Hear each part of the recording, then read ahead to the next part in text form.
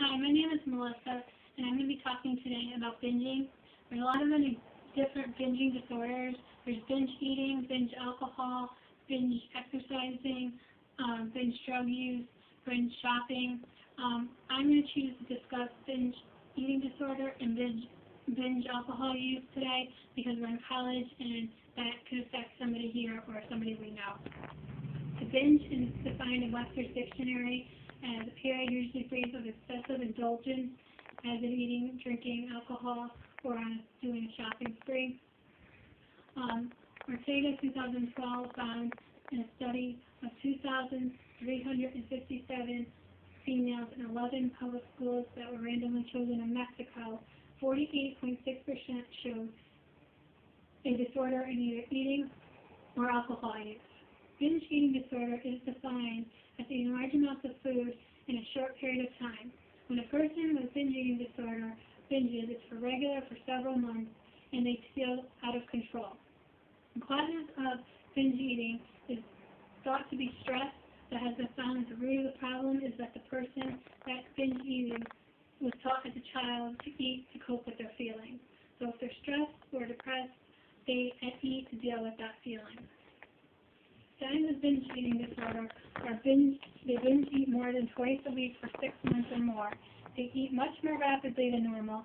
They eat until they're uncomfortably full. They eat large amounts of food even when not hungry. They eat alone because of embarrassment. They gain weight excessively. They feel disgusted, depressed, embarrassed, ashamed, angry, or guilty after a binge eating episode. There is treatment for binge eating disorder. You have to seek your regular physician and a nutritionist help to teach you to not eat to cope, but to eat to survive. This is one of the hardest disorders to overcome because you can't tell a person they can't to let that part of their life go. If it's drugs or alcohol, they would tell them to stop using those items. You can't stop eating. So it takes a long process and sometimes medication is necessary. Binge drinking is defined as drinking an excessive amount to raise your blood alcohol concentration level high enough to intoxication. Binge drinking disorder for men is when they consume 4 or more drinks in a single occasion. For women, it's 3 or more drinks in a single occasion. Binge drinking does increase the risk of alcohol-related problems, including accidents and injuries. We all know people who drink, but Healthy Day News reported that an estimated 38 million American adults are binge drinkers. Of the 17% of Americans who engage in binge drinking, most are 18 to 24 years old.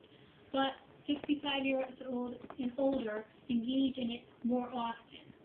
According to the U.S. Center for Disease Control and Prevention, the level of consumption leads to impairment and is also associated with risky sexual behavior and violence.